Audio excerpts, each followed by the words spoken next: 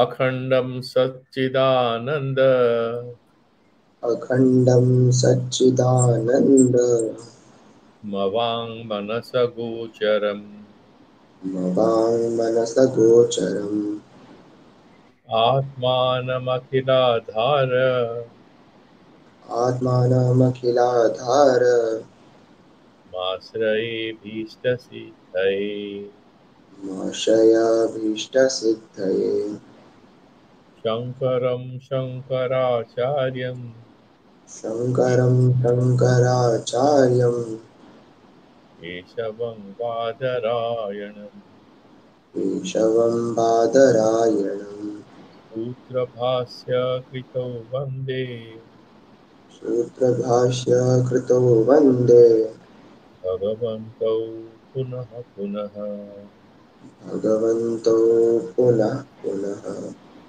ईश्वरो गुरुरात्मेति ईश्वरो गुरुरात्मेति मूर्तिभेदविभागिनी मूर्तिभेदविभागिनि व्योमवद्व्याप्तदेहाय व्योमवद्व्याप्तदेहाय दक्षिणामूर्तये नमः।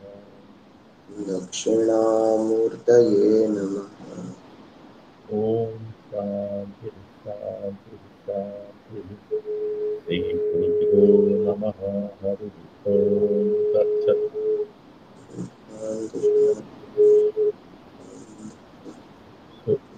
So we were doing this first verse. Akhandam Satchidanandam Avang Manasagocharam Atmanamakiladharam Asraye Abhishta Siddhaye. So that is the prayer. And this particular prayer is loaded with a lot of meaning. And we have paid attention to the specific meaning of different words. And I was telling you how each and every word we had already done something. Akhandam, that very word, that it is not in part, it is full. Akhandam here is Anantam. Why the word Satchidanam Sat? Because you can have akhanda thing can be applicable also to absence. It can akhanda, akhanda andhakara, akhanda sunya. You can imagine like that. And therefore, in order to rule out any possible misinterpretation of the Brahman as abhavatmaka, whether it is one absence or Brahman as something shunya, which is there in Buddhism, the Sat word is there. That non-duality, both have non-dualistic philosophies, but the Vedanta, it says everything that appears is just not an illusion, but it is a superimposition. This superimposition is on something which is fundamentally true. Everything is not false, and therefore Sattva. Then Chit. And we had discussed that last time. Chit here indicates that consciousness, the element of consciousness. It's not Jada. It is not a unified field of material phenomenon. It's not a material existence. It's non-material. It's pure consciousness. And I had told you the difference between Gyapti and Vigyapti, that pure awareness. Vigyapti specifically is, the knowledge of something. Yeah, Gyapti, specifically thing. But here, it is not connected with any Vishaya. That Jnana Swarupa is not Jnana of anything. That pure thing, that is what he's saying. Satchid and then Ananda. Now there is a bit of a trick here. Whether Bhagavan is Ananda Swarupa or because he is somebody where Ananda abounds. Bhagavan is somebody in which you have loads of bliss. Can we imagine like this? Then some of the commentators, he makes fun of it, the Advaita Vedanta people. So they would say, no, no, no, that is not the best way to interpret that.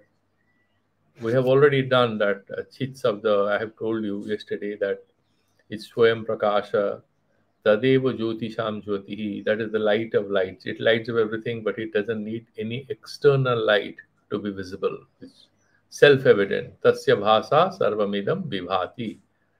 And with the light of that particular fundamental thing, everything else is lit up. And why is he saying this? Because Brahman's existence permeates, pervades, and enables the manifestation of everything else. It's a very complicated sentence, isn't it? The rope is actually responsible for the appearance of the snake. Without the rope, the snake will not appear. If you do not have that fundamental thing, nothing else will be visible. And therefore, he is the source of all lights, which doesn't need any light to be visible. It is self evident. Because somebody might ask this question, if it is there, why it is not visible to us? No, it's not visible to the bare eyes, but we can be aware of it, we can realize its presence, and this whole process of Vedantic sadhana is what is prescribed. You have to do Shravana, Manana, Nididhyasana, and through right kind of vichara, not through meditation, not through upasana. Upasana is an intermediate state where you silence the mind, you purify the mind, you attain that level of equanimity where your mind slowly starts reflecting that ultimate thing. But remember, unlike a house and a car and everything, these images are reflected in our consciousness, and therefore we describe them as a house or a car or a dog or an animal or anything. The Brahman is not that way captured by the mind. It's beyond all these processes. It's pure consciousness. When we reach there, the imagination is like this. The idea is like this, that when we reach that state, that alone becomes self-evident. The mental processes through which there is Brahmakara Vritti. But Vritti cannot be again of pure consciousness. Vritti will be always something sopadhika, when you are aware of something. That Vishayata, that there is object, and I'm meditating on it. There is some subtle duality if you think about it. So the higher texts of Vedanta say that ultimately that particular consciousness becomes an overwhelming presence of its own, and the knower in us ceases to exist. There is only that overwhelming presence of the truth, consciousness, and bliss. It abounds.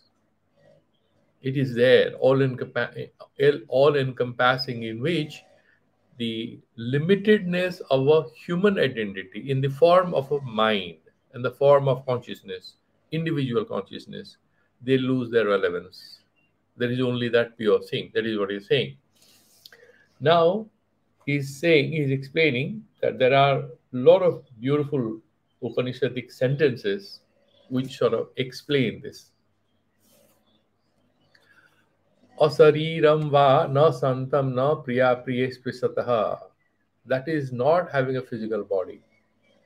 That Atma, that Brahman has no physical body.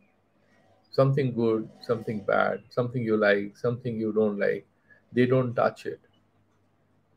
The purpose of this sentence is essentially to tell us that is all encompassing. It is just Chit Swarupa, and it is not a Jada Vastu. And also, he's trying to say Ananda Savada, if we want to break that word, that Ananda Maya, that word is there in Upanishad. So somebody might say, because you are saying Ananda Maya, that means God is having a lot of Ananda. That could be one interpretation. The one who is full of bliss, full of happiness. That is refuted. That Mayat Pratyay which is there, that is in Prachuryarthe. Prachurata, there is overwhelming presence of Ananda. That is a description of the mind. That is why that Mayat Pratyay is there. It's not that there is actually somebody in whom Ananda is there. If that would be the understanding, then a lot of human beings, there are moments of ecstasy. You get a very good result. You are overwhelmed with happiness. You get a good job. You get a lot of reward for some hard work. You get a lot of appreciation. You are also very good. You are extremely happy. Does that make a person Brahman at that moment? That will be equality of description. So you have that moment of bliss even in mental states, even in human beings and animals.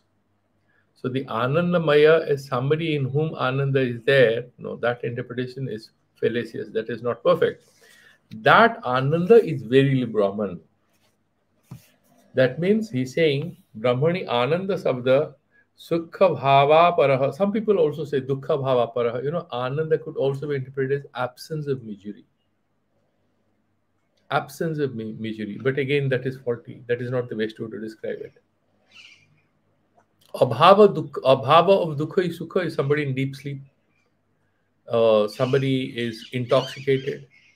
He doesn't, he's sedative. He's given some sedatives. Is that Ananda? He's not feeling that pain. You can play games with your mind. Is that happiness? No. Happiness is something positive. It's not absence of pain. Some people might interpret it like this. There are certain schools of thought, especially the Vaisyayikas and the Nyayayikas. They say Atyantika Dukkha Nivrityartham. Why should you do Vichara? You will have freedom from all kinds of miseries. And that is also again refuted.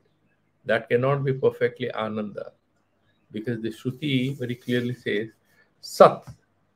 Abhava cannot be Sat.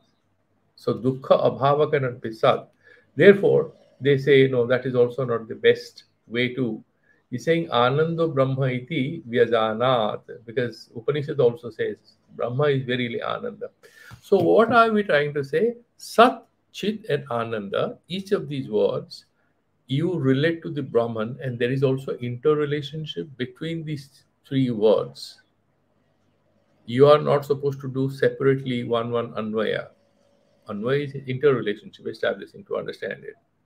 So together they are describing the Brahman, but the capable Brahman stands for each of them, but in a way together they represent that particular thing. That is the Swarupa Lakshana. Now,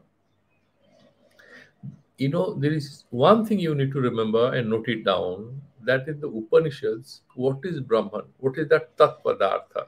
Tattvamasi. That you are, or thou art that, whatever you say, whichever way, this way or that way. Tat is that, Ishvara is Vachyartha. What are you referring? What is that Ishvara? Vachyartha. What is Swam? Vachyartha, Jiva, you. How can Jiva become Ishvara? No, we are not referring to Vachyartha. We are not referring to what these two words normally describe. We are referring to the intended meanings of these two words, Tat and Tvam. What is the intended meaning of the word Tat?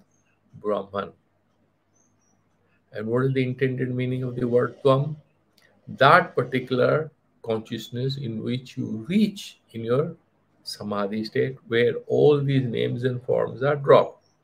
You don't have your gender identity, your age, your financial status, your studies. Remove all adjectives. What finally remains is that pure I, Pratyagatma, that is the Lakshartha intended meaning. These intended meanings of Tat and Tvam are one and the same, pure consciousness. When we have realization of this Aikya Bhava, we are liberated. In what way?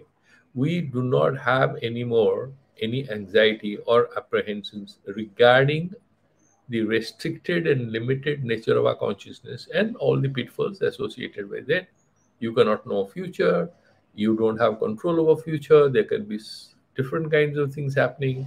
The fears of death, fears of failure, fears of all sorts of fears and anxieties come in. All kinds of feelings of insufficiency. Once you have identification with that ultimate consciousness, the sansara will remain, the sky will continue to look blue, the mirage will continue to happen, the rainbows will continue to be visible, and yet you know the truth about them. That the mirage, the blue thing, is not water, the sky doesn't have any color, it's blue, and the rainbow that you see is not a physical object with seven colors, even though that becomes visible in the sky. That rich understanding that you get through proper understanding of these material happenings, if you take that example to our context of understanding what the Atma Tattva is, you reach that unity of consciousness. And once you reach there, once we are able to reach there, then we are free from the the oscillations of the mind, which at a subjective level tells us different things. Sansara is good, bad, ugly, all kinds of things happens. But we go to the adhisthana, the foundation. The details are there, but they lose their grip over us. You will be still boarding a bus, you will be still going to attend your classes, write your papers, go through the anxiety of having to write the examination, but there will be a certain amount of lightness. You are everywhere, but you are not affected by anything. With time, you will grow and you will get more and more. As we have discussed it several times, it's not about lack of seriousness, lack of responsiveness, lack of responsibility. You will have responsibility, you will be fully involved, you will be enthusiastic without one thing. Your hands and legs will not be tied up with the burden of ahankara and mamakara by this Vedanta Chintana, because you know you are not your Ahankara and you are not your Mamakara. Because of Ahankara, Mamakara, the mind will have delusions, will have anxieties, but you constantly remind yourself of that fundamental truth. At the sadhana dasa, we are having Paroksha Jnana of the Atma by reading this book, but we have to have Aparoksha Jnana. That will be something that is a much longer journey. It could be one life, it could be several lives. But we are not to be defeated. We are not to lose the, whatever motivation, enthusiasm. We have to continue to proceed. Therefore, he's saying that I am having knowing this, I am meditating on my guru. He will go to the next verse. But before that, as I was telling you, in the Upanishads, there are two kinds of statements. One is Vidhi Paraka, and the other one is Nisedha Paraka. So you have Vidhi Paraka Shruti, Satyam Jnanam, Anantam Brahma, Tattvamasi, all these statements are there. Then there are certain statements which are Nisedha Paraka, Nisedha Mukhena. So they say it saying, no, not this. So when the child grows up, it doesn't know what to do, what not to do. So you give it a chocolate, it eats. That is the only thing the baby understands, because it has to survive. The moment it comes out of mother's womb, what it looks for, because inside the mother's womb, just imagine how magical it is that you have a tummy, you have the GI tract, everything. What are they doing?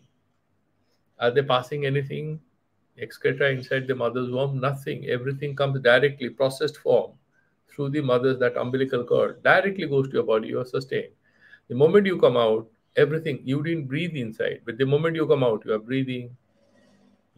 You are not bothered about anything. Suddenly you are challenged.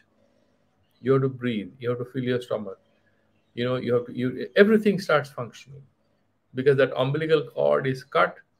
You become independent, and that's then the baby starts crying. It doesn't know how to deal with it. It's a huge responsibility. So much of light. It's a big trauma for the child. And then what happens? It starts getting used to it. Starts with an element of trauma, with an element of shock. What is the first thing? It needs to survive. What it looks for? Milk. It cries. It learns. Nobody teaches the baby how to drink milk. The baby sucks milk from his mother or her mother without anyone teaching this to him or her. And that is how we say that we have Purva Janma Sanskara. How else we know? Some people now say it's all in the genes. But you cannot, there are scientific explanations, but the traditional people say that, okay, you have sanskara of the previous birth, and that's how you know it. Now, anything you give to the child, it puts in the mouth. The mother later on tells, first prevents because the baby doesn't understand. Baby comes 2-3 months. The mother gives indication. This is what you can eat. This is what you cannot eat. The baby wants to touch and feel everything. Initially, the mother protects the baby from touching anything. There are harmful substances, like the baby might touch a table lamp and burn its fingers. But later on, the mother starts teaching the child do's and don'ts. So the mother says, don't. No, you can't do it.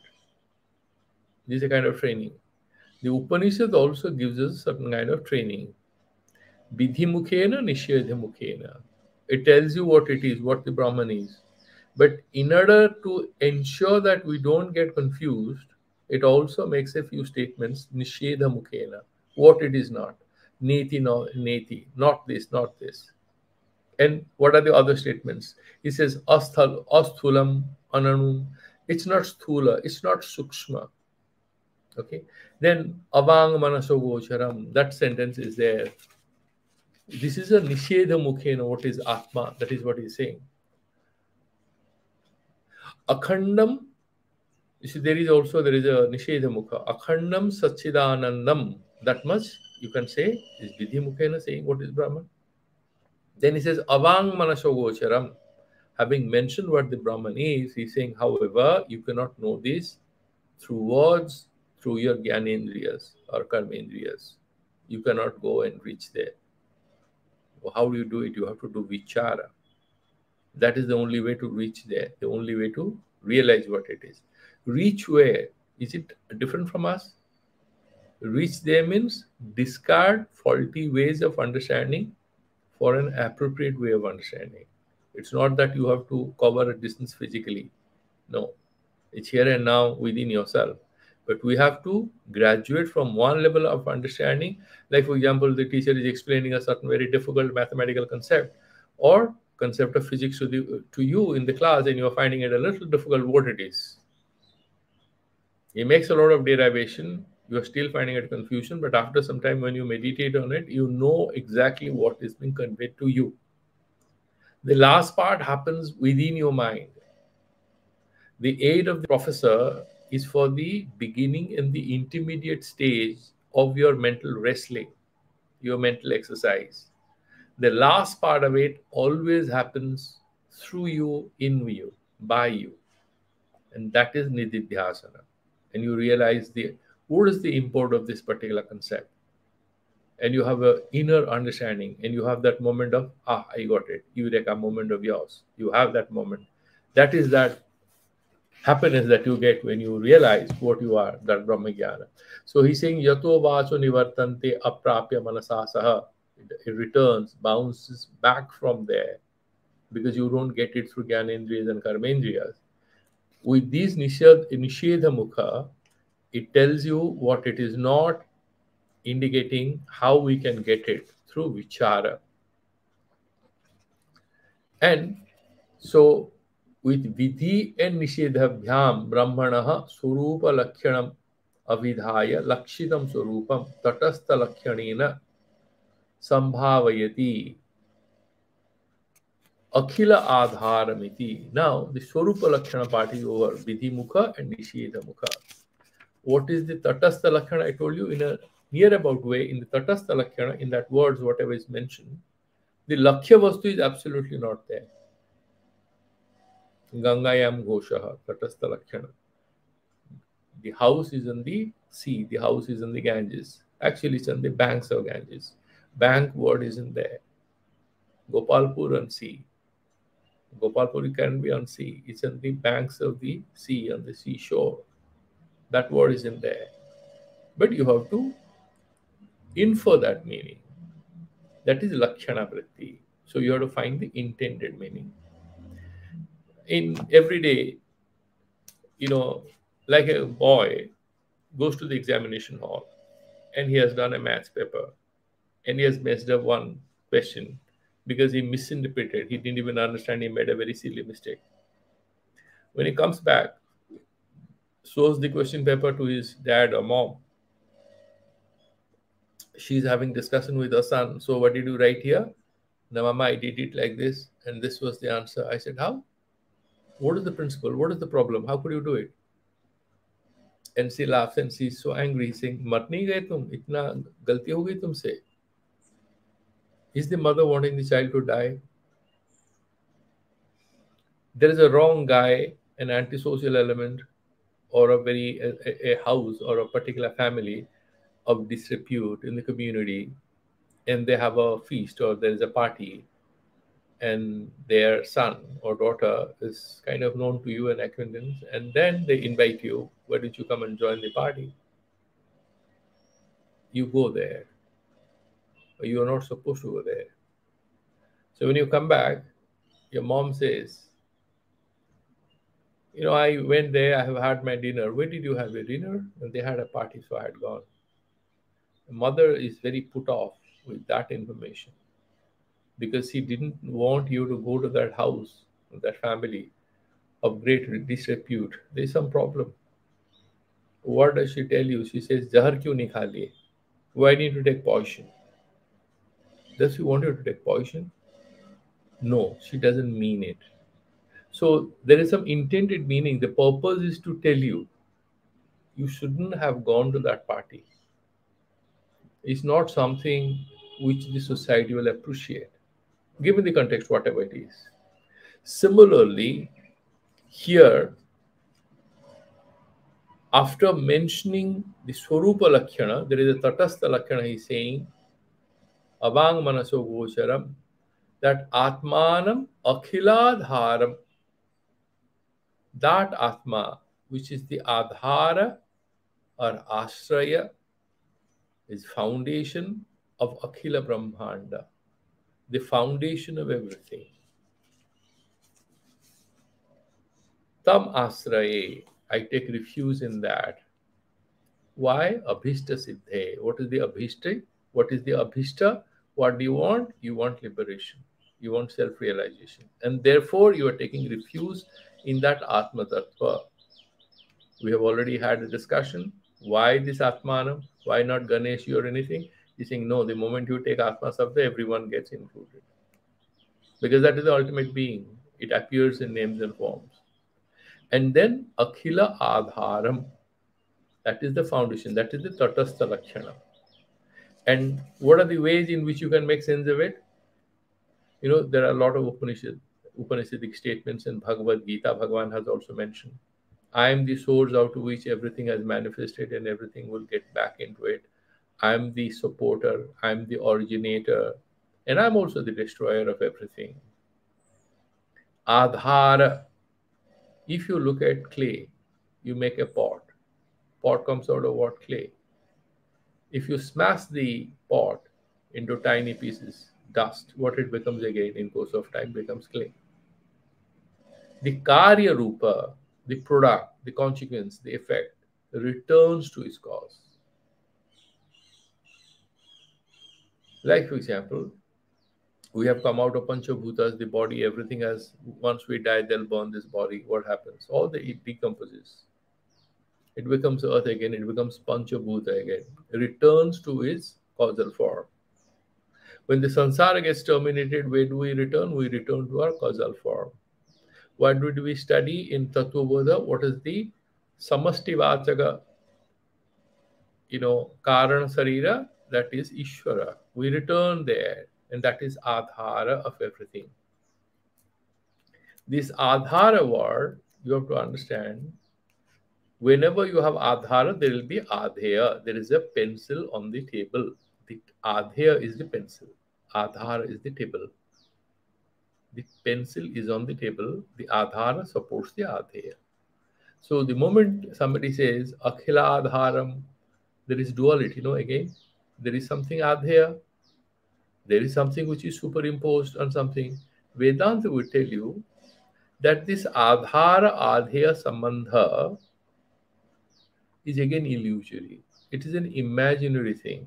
It's kalpita. Why? That is the only way we can understand what the Brahman is. What is the relationship between the snake and the rope? Is the snake sitting on the rope? Is there a sanyoga sambandha, physical contact? No. What is it? Superimposition. It's an imaginary relationship. The rope was appearing as snake. So the snake had that sambandha adhyasa thing, sansarga adhyasa with the rope. That is what. And also swarupa adhyasa. So there are different kinds of adhyasa, 6 types. So there is a adhyasa, faulty superimposition. That way adhara, adhya sambandha is there. It's not like a real thing, like a pencil on the table. It's nothing like that. Akhiladharam, we have immersed of the Brahman, the Suddha Brahman, but of course, after it becomes Ishwar, it can create. Suddha Brahman doesn't do anything. It's neither karya nor karana. It is that pure thing. That Akhiladharam Asraye, I take refuge. That is how he's mentioning. And after this, in the next, so In the next verse now, he is doing, there is a sentence in the Upanishad saying, Atma ityeva upasita atra hi ete sarvam ekam bhavanti. That is the Upanishad Vakya. You meditate on the Atma, and there is, as I have told you, that Saguna Brahma Upasana is there. In the name and form, Ishwara Upasana as we do. Nirguna Brahma Upasana is also there in Panchadasi. Vidyananya Muni tells that you can also meditate. Aham Brahmasmi. You don't understand anything, fine. Go on meditating. The mind becomes quiet. It's ready for the vichara ultimately. And then he's saying, when you have these Abhishta Siddhaya, you reach there. So the Guru Puja is over. Meditation on the Ishwara Puja is over, right? Akhandam, Akhiladharam, Atmanam, Asray, Abhishta Siddhe, Asray. That much he's doing. Now he's turning to Guruji in the verse number 2. Let's quickly do the Ucharanam of the next verse. Arthatopyadvayananda अर्थतोऽप्यद्वयानन्द Arthatopyadvayanandan अर्थतोऽप्यद्वयानन्दान् Atitadvaita Bhanataha हितद्वैतभानतः Guru Naradhya Vedanta गुरूनाराध्य Vedanta Saram Bhakshe Yathamati सारं वक्ष्ये यथामति Arthataha Api Advayanandan. Advayananda is the name of his Guru. Okay. Advayanandan is the Bahuvachana. Balakan, to the boys. Which is Akaranta Pulinga. So Advayanandan is Bahuvachana. Just remember this. Sanmanarthe in Sanskrit. We refer to a person. Wo aaye hain. Wo aaya hai. Even in Hindi you say this. So वो लोग आए हुए हैं. You put it in plural form out of respect. So Advayanandan Arthata Api. Now Arthata word beautifully is mentioning. Why is he saying his name is Advayananda? He's saying it's not only Sabdataha, not only in words, but also really he is that. Just give me a second, I have to connect the other people there. So he's saying Arthataha Api. That means, yeah, he's really liberated. It's not that it's for the namesake that.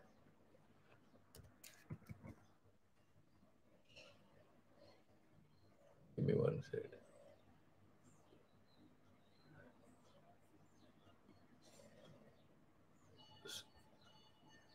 Give me one second.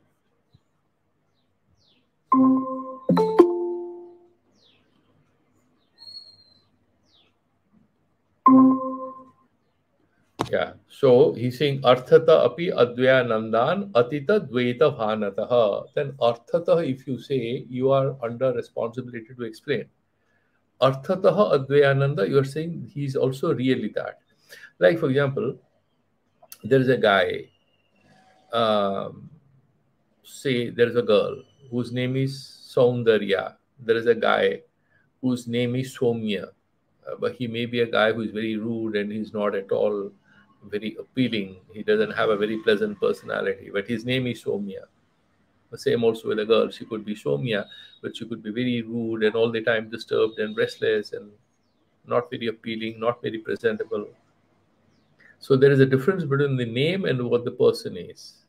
Here he's saying Arthataha api, really Sabda and Artha. Sabda, Sabdartha, Samantha. The Artha, when you say pen, pen is a word. I show this highlighter. So highlighter is the word connected with this. This is the Artha. This is the Artha of the Sabda highlighter. So Advayananda is that Sabda, Arthataha api. What it is referring? What is the Artha of Advayananda? The person who is bliss is undivided. And how is it possible? He's saying Atita Dvaita Bhanataha, because he has gone beyond Dvaita Bhana, the duality. I am this, he is that, this is Sansara, I am rich, he is poor. All kinds of Dvaita Pratiti. He has gone beyond it. And therefore he is Advayanandan, Gurun, again Bahuvachana. Why? Because here by Gurun he is referring to the Guru Parampara, is not one. Advayananda would be also Sishya of somebody, and he will be Sishya of somebody. So in a Vedanta, one individual Guru is good. We are always loyal to him, we are respecting him. But the key here is that we are worshipping the Guru Parampara, because without that Guru Parampara, we will not get access to this book. Vidyaranya Muni has written a commentary. I'm reading it, so I'm making sense of what is the inner meaning of the sentences I'm sharing with you. The Guru Parampara is very important. Gurun Aradhya, doing Aradhana, Vedanta Saram, the summary, the gist of it, Saram Bakshe, I'm telling how much? Jathamati. There are two ways. Jitna samjha utna bata raha hu. The other way is Jathamati, means the way the Guru Parampara has taught this to me, I'm telling you, I'm not uh, introducing any adulteration or any ideas of my own. We'll stop here and we'll move forward from tomorrow. So let's do the Santi mantras.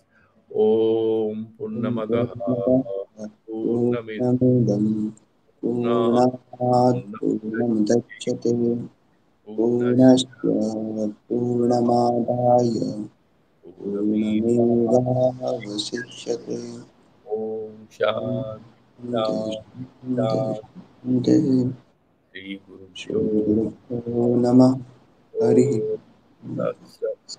Okay, so we end it here. Thank you. We'll meet again tomorrow. Om Shanti Okay. अब के ना जणे ना क्या